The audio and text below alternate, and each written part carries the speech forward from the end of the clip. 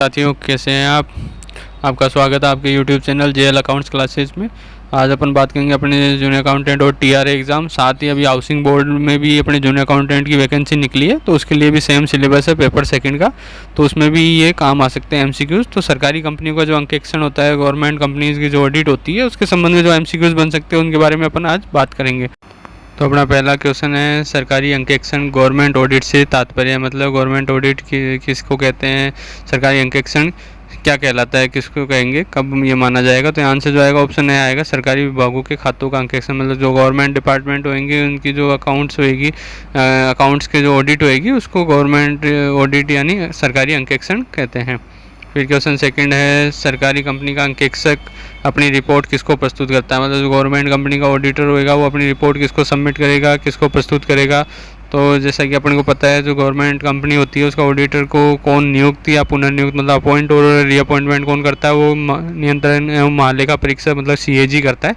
तो इसकी रिपोर्ट भी वो किसको सबमिट करेगा, उस केक को, मतलब नियंत्रण महालेखा परीक्षक जो होगा उसको ही ये सबमिट करेगा। फिर क्वेश्चन थर्ड है, सरकारी कंपनी के अंकेक्षक की नियुक्ति अथवा पुनर्नियुक्ति की जाती है, मतलब जो गवर्नमेंट कंपनीज होगी उनकी जो ऑडिटर की अपॉइंटमेंट या रीअपॉइंटमेंट, मतलब नियुक्ति पुनर्नियुक्ति, मतलब एक बार नियुक्त कर दिया फिर उसके बाद किसी और को पुनर्नियुक्ति करनी हो, या उसी व्यक्ति को या किसी और व्यक्ति को नियुक्ति की जानी है, तो कौन करता है, किसके द्वारा की जाती है। तो अपन ने पहले ही अभी मैंने बता दिया आपको, जो इंडिया का मतलब भारत का जो सीएजी होगा, नियंत्रण एवं महालेखा परीक्षा, मतलब कंप्ट्रोलर एंड ऑडिटर जनरल जो होता है वो ये इसकी नियुक्ति या पुनर्नियुक्ति करता है गवर्नमेंट कंपनी के ऑडिटर की। फिर क्वेश्चन फोर्थ है, एक सरकारी कंपनी वह है जिसमें, मतलब एक गवर्नमेंट कंपनी किसको कहेंगे, कौन कहलाएगी गवर्नमेंट कंपनी, उसके लिए क्या कंडीशन फुलफिल होनी चाहिए। तो आंसर जो आएगा ऑप्शन द आएगा, न्यूनतम 51% चूकता प्रदत्त अंश पूंजी केंद्र या राज्य या दोनों के स्वामित्व में हो तथा उसकी सहायक कंपनी, मतलब कोई भी कंपनी जिसकी 51% जो पेड अप कैपिटल जो होगी, चूकता यानी प्रदत्त पूंजी जिसको पेड अप कैपिटल भी कहते हैं, वो सेंट्रल गवर्नमेंट या स्टेट गवर्नमेंट या दोनों को, मतलब पृथक से इंडिविजुअल दोनों के पास हो, 51% चाहे केंद्र के पास हो या 51% राज्य के पास हो, या दोनों को मिला के 25 और 26 मिला के, या जैसा भी हो, टोटल में ओवरऑल दोनों के पास मिला के 51% अगर उनके स्वामित्व में हो, उनके ओनरशिप में हो, उनके अधीन हो, तो वो सहायक सरकारी कंपनी कहलाती है। साथ ही अगर उस सरकारी कंपनी की कोई सबऑर्डिनेट कंपनी होगी, सहायक कंपनी होगी, तो वो कंपनी भी सरकारी कंपनी ही कहलाती है।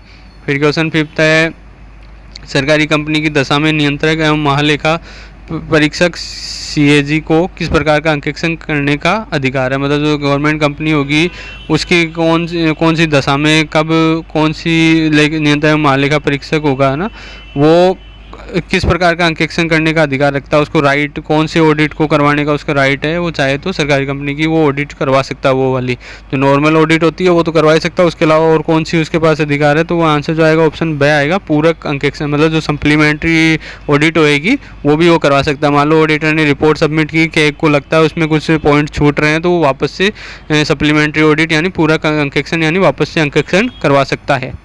फिर क्वेश्चन सिक्स्थ है, सरकारी कंपनी के प्रथम अंकेक्षक की नियुक्ति के संबंध में सत्य कथन है, मतलब जो गवर्नमेंट कंपनी होगी उसकी जो फर्स्ट ऑडिटर होगा, पहला अंकेक्षक जो बनेगा, उसकी अपॉइंटमेंट किस हिसाब से होगी, क्या नियुक्ति के संबंध में जो नियम है उसके संबंध में कौन सा सत्य कथन है, सही कथन कौन सा है। तो यहाँ आंसर जो आएगा ऑप्शन द आएगा, उपरोक्त सभी, मतलब सारे कथन सत्य है। क्या क्या सीएजी द्वारा पंजीकरण होने के 60 दिवस में की जाएगी, मतलब जो प्रथम अंकेक्षक की नियुक्ति होगी वो नियंत्रक महालेखा परीक्षक जो कंपनी का पंजीकरण होएगा, रजिस्ट्रेशन होएगा, उसके रजिस्ट्रेशन के 60 दिवस में वो प्रथम अंकेक्षक की नियुक्ति करेगा। अगर केक द्वारा नियुक्ति नहीं किए जाने की स्थिति में अगले 30 दिन के भीतर संचालक मंडल द्वारा की जाएगी। मान लो 60 दिन में, मतलब पंजीकरण होने के 60 दिन में केक उसकी नियुक्ति नहीं करता है प्रथम अंकेक्षक की, तो जो संचालक मंडल होगा, जो बोर्ड ऑफ डायरेक्टर होंगे, वो अगले 30 दिन में, मतलब पंजीकरण होने के 90 दिन में उनकी नियुक्ति करेगा प्रथम अंकेक्षक की। और अगर मान लो संचालक मंडल भी नियुक्त नहीं कर पाता है, तो ऐसी सिचुएशन में अगले 60 दिवस के भीतर अंशधारियों द्वारा साधारण सामान्य सभा में की जाएगी, मतलब मान लो ना तो केक कर पाता है ना बोर्ड ऑफ डायरेक्टर कर पाते हैं नियुक्ति उसकी प्रथम अंकेक्षक की, तो अगले 60 दिवस में, मतलब 90 दिन तो पहले ही हो गए, 60 दिन केक के, 30 दिन उसके बाद संचालक मंडल के, तो इस हिसाब से 90 दिन निकल चुके हैं, उसके बाद भी नहीं होती, तो उसके अगले 60 दिन मतलब 150 दिन हो गए एक तरह से। तो 150 दिन के भीतर जो शेयर होल्डर्स होंगे, अंशधारी होंगे, वो असाधारण सामान्य सभा होगी, जो एक्स्ट्रा ऑर्डिनरी जनरल मीटिंग होगी उसमें उसका प्रथम अंकेक्षक की नियुक्ति करेंगे। तो ये सारे कथन सत्य हैं। फिर क्वेश्चन 7 है, सरकारी कंपनी की दशा में नियंत्रक एवं महालेखा परीक्षक के को किस प्रकार का अंकेक्षण करने का अधिकार है। तो जो सरकारी कंपनी में जो ऑडिटर होगा वो कौन सा अंकेक्षण करवा सकता है, तो ये पहले ही बात कर चुके हैं इसके बारे में। तो यहाँ से जो आएगा ऑप्शन बी आएगा, पूरक अंकेक्षण मतलब सप्लीमेंट्री ऑडिट करवाने का उसको अधिकार है। फिर क्वेश्चन 8 था, सरकारी कंपनी के अंकेक्षक के कौन से कर्तव्य नहीं है, मतलब जो गवर्नमेंट कंपनी का ऑडिटर होगा उसकी कौन सी ड्यूटी नहीं है, क्या कर्तव्य नहीं है, उसकी कर्तव्य की परिभाषा में शामिल नहीं होते, उसमें मतलब इंक्लूड नहीं होते, कौन सा नहीं होता है। तो यहाँ से जो आएगा ऑप्शन द आएगा, साधारण सभा का अधिकार, मतलब उसको साधारण सभा कराने का अधिकार नहीं है। जो जनरल मीटिंग होती है कंपनी की वो करवाने का अधिकार नहीं है। बाकी वैधानिक रिपोर्ट प्रमाणित करना, जो मतलब स्टैट्यूटरी रिपोर्ट होगी उसको वेरीफाई करना, अनुसंधान करना मतलब इन्वेस्टिगेशन करना, या रिपोर्ट देना मतलब रिपोर्ट जारी करना, ये सारे उसके कर्तव्य है। बाकी ये साधारण सभा का अधिकार उसको नहीं मिलता है।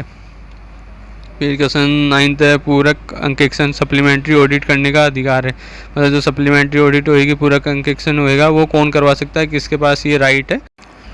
तो यहाँ से जो आएगा ऑप्शन सही आएगा, केग, मतलब जो अपन ने पहले ही बात कर ली CAG जो होगा वो किसी भी ऑडिट अगर सरकारी कंपनी की हुई है तो उसकी वापस से पुनः अंकेक्षण करवा सकता है, जिसको पूरक अंकेक्षण भी कहते हैं। तो नियंत्रक महालेखा परीक्षक उसकी पुनः जांच करवा सकता है, अंकेक्षण करवा सकता है। फिर क्वेश्चन 10 है, सरकारी कंपनी की प्रदत्त चूकता पूंजी पेड अप कैपिटल में भागीदारी होती है, मतलब जो गवर्नमेंट कंपनी होगी उसकी जो प्रदत्त या चूकता पूंजी जिसको पेड अप कैपिटल भी कहते हैं, उसमें किसकी भागीदारी होती है, किसका इन्वॉल्वमेंट रहता है, किसके पास वो रहती है। जैसा कि अपन ने पहले ही बात की थी, तो 51% जो अपन ने बात की थी मिनिमम किसी के पास रहेगी, तो किसके पास रहेगी। तो आंसर जो आएगा ऑप्शन द आएगा, उपरोक्त सभी की, मतलब चाहे तो केंद्र सरकार की रह सकती है, मतलब सेंट्रल गवर्नमेंट के पास रह सकती है 51%, या राज्य सरकार के पास जो स्टेट गवर्नमेंट होगी, या अंशतः केंद्र सरकार या राज्य सरकार, या दोनों को मिला के, मतलब थोड़ी बहुत पार्शली सेंट्रल गवर्नमेंट के पास हो, पार्शली स्टेट गवर्नमेंट के पास हो, ऐसे भी हो सकती है। तो वो सरकारी कंपनी ही कहलाएगी। फिर क्वेश्चन 11 है, सरकारी कंपनी के अंकेक्षक की नियुक्ति कंपनी अधिनियम 2013 की किस धारा के तहत की जाती है। जो गवर्नमेंट ऑडिट कंपनी होएगी उसकी जो ऑडिटर की अपॉइंटमेंट होएगा वो कौन सी धारा के तहत होएगा, मतलब उसकी क्या नियुक्ति की जो वो है धारा कौन से सेक्शन में ये दे रखी है, तो कहाँ प्रोविज़न है इसका। तो आंसर जो आएगा ऑप्शन सही आएगा, धारा 139 उपधारा 5 एवं 7, जो सेक्शन 139 है उसका सब सेक्शन है 5 एंड 7। तो 7 में तो फर्स्ट ऑडिटर जो होगा सरकारी कंपनी का वो नियुक्ति का प्रोविज़न है उसमें, और 139 सब सेक्शन 5 में उसके बाद के जो ऑडिटर होंगे सब्सिक्वेंट ऑडिटर, मतलब ये प्रथम अंकेक्षक के बाद के जो भी ऑडिटर आएंगे आगामी ऑडिटर अंकेक्षक जो होंगे उनकी नियुक्ति का प्रोविज़न 5 में दे रखा है। फिर क्वेश्चन 12 है, यदि सरकारी कंपनी में प्रथम अंकेक्षक की नियुक्ति उचित समय में किए गए बोर्ड द्वारा न किए जाने पर किसके द्वारा की जाती है। मतलब सरकारी कंपनी में जो फर्स्ट ऑडिटर होएगा उसका अपॉइंटमेंट अगर जो टाइम लिमिट दे रखी है उचित समय है जो उसमें अगर केग मतलब नियंत्रक महालेखा परीक्षक और बोर्ड मतलब बोर्ड ऑफ डायरेक्टर जो है संचालक मंडल है वो नहीं कर पाते हैं, तो इनकी प्रथम अंकेक्षक की नियुक्ति किसके द्वारा की जाएगी। तो ये अपन ने पहले ही बात कर ली, वो सदस्यों द्वारा मतलब शेयर धारकों द्वारा शेयर होल्डर्स द्वारा की जाएगी, जो कि एक्स्ट्रा ऑर्डिनरी जनरल मीटिंग में वो करेंगे। फिर क्वेश्चन 13 है, कंपनी अधिनियम 2013 की किस धारा में पूरक अंकेक्षण से संबंधी प्रावधान निहित है। मतलब जो अपन ने बात की है कि कंपनीज एक्ट 2013 है, इसकी जो कौन सी सेक्शन में सप्लीमेंट्री ऑडिट पूरक अंकेक्षण से संबंधित प्रोविज़न है, जो मतलब के करवा सकता है वो अंकेक्षण तो पूरक, तो उसके लिए कहाँ इसका प्रोविज़न कर रखा है। तो आंसर जो आएगा ऑप्शन सही आएगा, धारा 143 उपधारा 6 मतलब सेक्शन 143 सब सेक्शन 6 में इसका प्रोविज़न दे रखा है।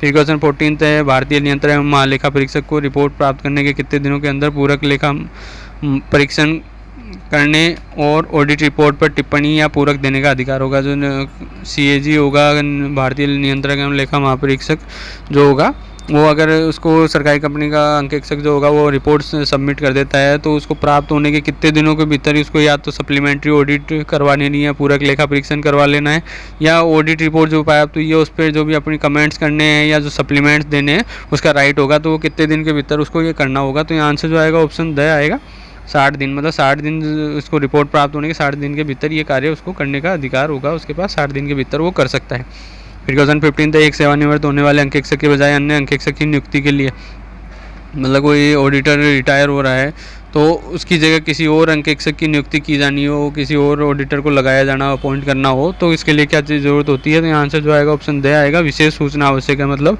उसके लिए स्पेशल नोटिस की आवश्यकता होगी, स्पेशल नोटिस दिया जाएगा मीटिंग के लिए, तभी उसमें फिर उसकी अपॉइंटमेंट हो सकता है, उसकी जगह दूसरे की नियुक्ति हो सकती है। जो अंकेक्षक पहले से है उसकी जगह किसी और व्यक्ति को लगाया जा सकता है। फिर क्वेश्चन 16 है, कंपनी अधिनियम 2013 की इस धारा में सरकारी कंपनी को परिभाषित किया गया है।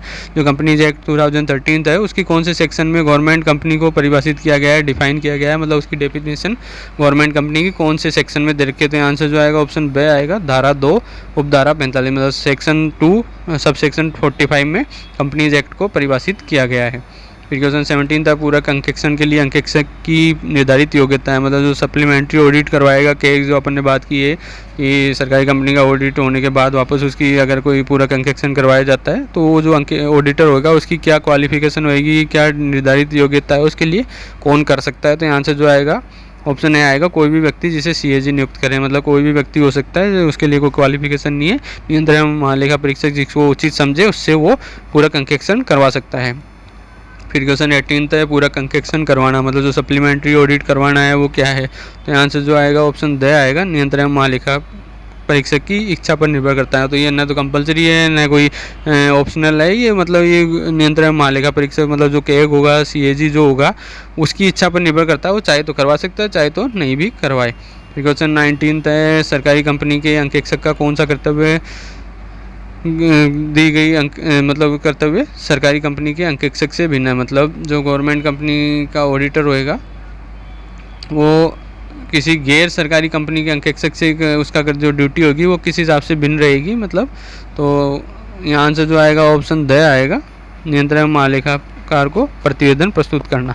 मतलब जो गवर्नमेंट कंपनी का ऑडिटर होएगा उसकी ड्यूटी में कौन सा ड्यूटी है एक्स्ट्रा जुड़ी हुई है, जो गैर सरकारी कंपनी होगी, जो नॉन गवर्नमेंट कंपनी होएगी उसमें उसके ऑडिटर से वो डिफर करेगी, अलग रहेगी, वो गैर सरकारी कंपनी के अंकेक्षक का कर्तव्य नहीं होता, तो वो होता है नियंत्रण महालेखा परीक्षक को प्रतिवेदन प्रस्तुत करता है। मतलब जो सरकारी कंपनी का अंकेक्षक होगा उसको जो रिपोर्ट है वो सीएजी को मतलब नियंत्रण महालेखा परीक्षक को प्रस्तुत करनी, सबमिट करनी जरूरी है, ये उसके कर्तव्य का पार्ट है, जबकि गैर सरकारी कंपनी के जो ऑडिटर होगा उसके लिए ये ज़रूरी नहीं है।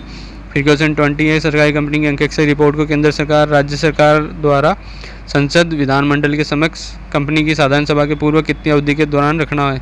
मतलब जो गवर्नमेंट कंपनी की ऑडिट रिपोर्ट होती है उसको सेंट्रल गवर्नमेंट या स्टेट गवर्नमेंट जैसा भी चाहे वो पार्लियामेंट या लेजिस्लेटिव असेंबली जो है विधानसभा या संसद में उसको जो जनरल मीटिंग होएगी उससे कितने समय पूर्व रखा जाना जरूरी होता है? तो आंसर जो आएगा ऑप्शन ए आएगा, 3 माह पहले उसको रखा जाना जरूरी है।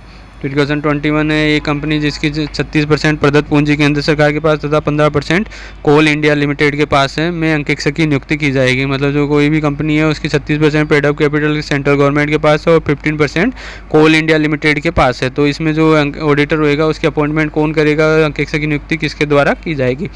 तो साथियों एक चीज़ मैं आपको यहाँ बता देता हूँ कि जो गवर्नमेंट ऑडिट के जो अपने नियम हैं, जो प्रावधान है वो उन कंपनियों पर भी लागू होंगे जिसमें केंद्र सरकार, राज्य सरकार इन दोनों को मिला के या इनके अलावा गवर्नमेंट कंपनियों को का भी पार्ट अगर उसमें होता है उनकी पेड अप कैपिटल में, और वो 51% अगर उनकी पेड अप कैपिटल मिलके इन तीनों में से किसी के पास रहती है तो वो सरकारी कंपनी के प्रावधान भी उस पर लागू होंगे। तो यहाँ देखो 36% तो केंद्र सरकार के पास है अपना और 15% कोल इंडिया के पास है जो कि गवर्नमेंट कंपनी है, तो इस हिसाब से ये 51% हो गया, तो ये पेड अप कैपिटल का 51% हो गया। तो इस हिसाब से जो प्रावधान लागू होंगे वो सरकारी कंपनी के प्रावधान इस कंपनी पर लागू होंगे। तो जो अंकेक्षक की नियुक्ति होती है सरकारी कंपनी में वो कैग करता है, तो यहाँ भी जो आंसर आएगा ऑप्शन द आएगा, भारत के नियंत्रण महालेखा परीक्षक मतलब सीएजी द्वारा इसकी नियुक्ति की जाएगी अंकेक्षक की। फिर क्वेश्चन 22 है, त्यागपत्र देने के कारण सरकारी कंपनी के अंकेक्षक का पद रिक्त होने पर उसे भरा जाएगा। मतलब कोई जो सरकारी कंपनी है, जो गवर्नमेंट कंपनी है, उसका ऑडिटर ने रेजिग्नेशन दे दिया, त्यागपत्र दे दिया है, तो उसका जो पोस्ट जो है वैकेंट हो गई है, पद रिक्त हो गया है, खाली हो गया है, तो उसकी जो भरा जाएगा मतलब जो नए अंकेक्षक की नियुक्ति की जाएगी वो किसके द्वारा की जाएगी? तो आंसर जो आएगा ऑप्शन से आएगा, नियंत्रण महालेखा परीक्षक मतलब कैग द्वारा। मतलब तो यहाँ साथियों आपको बता देता हूँ, सरकारी कंपनी में अपन ने पहले ही बात की थी कि अंक शिक्षक की नियुक्ति पुनर्नियुक्ति कौन करेगा, कैग करेगा। तो अब वो कैसे भी खाली हुई हो, कैग ही उसकी पुनर्नियुक्ति करेगा। फिर क्वेश्चन 23 सरकारी कंपनी के अंक शिक्षक का पद आकस्मिक रूप से रिक्त हो जाने पर त्यागपत्र के अलावा रिक्त पद भरा जाएगा। मतलब गवर्नमेंट कंपनी में कोई भी ऑडिटर का पद आकस्मिक रूप से अचानक ही खाली हो जाता है किसी भी रीजन की वजह से, सिर्फ त्यागपत्र के अलावा, मतलब रेजिग्नेशन के अलावा और किसी वजह से वो अगर पोस्ट वैकेंट हो जाती है उसकी, तो वो जो वैकेंट पोस्ट है वो कैसे भरी जाएगी, मतलब अंक शिक्षक की नियुक्ति कौन करेगा उसमें। तो यहाँ से जो आएगा ऑप्शन द आएगा, नियंत्रक महालेखा परीक्षक। तो अपन ने पहले बात कर ली, सरकारी कंपनी में अंक शिक्षक की नियुक्ति पुनर्नियुक्ति चाहे किसी भी वजह से हो रही हो पुनर्नियुक्ति, वो CAG यानी नियंत्रक महालेखा परीक्षक ही करेगा। फिर क्वेश्चन 24 सरकारी कंपनी के अंक शिक्षक का कर्तव्य नहीं है, मतलब जो गवर्नमेंट कंपनी का जो ऑडिटर होगा उसकी ड्यूटी का पार्ट नहीं है, क्या उसकी ड्यूटी नहीं है। तो यहाँ से जो आएगा ऑप्शन ब आएगा, सदस्यों को प्रतिवेदन देना, मतलब जो शेयर होल्डर्स हैं या मेंबर्स हैं उनको रिपोर्ट की कॉपी देना उसकी ड्यूटी का पार्ट नहीं है। वो उसको रिपोर्ट अपनी महालेखाकार को महालेखा परीक्षक या नियंत्रक महालेखा परीक्षक जिसको CAG भी कहते हैं उसको देना होता है। ये ड्यूटी का पार्ट है, जांच पड़ताल करना, इन्वेस्टिगेशन करना और प्रतिवेदन पर जो इसकी रिपोर्ट है उस पर हस्ताक्षर करना, ये उसकी ड्यूटी का पार्ट है। तो साथियों उम्मीद करता हूँ यहाँ ये वीडियो आपको पसंद आई होगी। यहाँ अपन ने सरकारी कंपनी के अंक शिक्षक से संबंधित जो क्वेश्चंस बन सकते हैं मोस्ट इंपॉर्टेंट, वो मैंने आपको कवर करवा दिए। नेक्स्ट वीडियो में लेकर हाजिर हूँगा और अगले चैप्टर के MCQs, तब तक प्लीज़ वेट कीजिएगा। उम्मीद करता हूँ वीडियो पसंद आई होगी। वीडियो पसंद आई हो तो लाइक और शेयर कीजिएगा और अपने फ्रेंड्स के साथ ज़्यादा से ज़्यादा शेयर कीजिएगा। जय हिंद, जय भारत।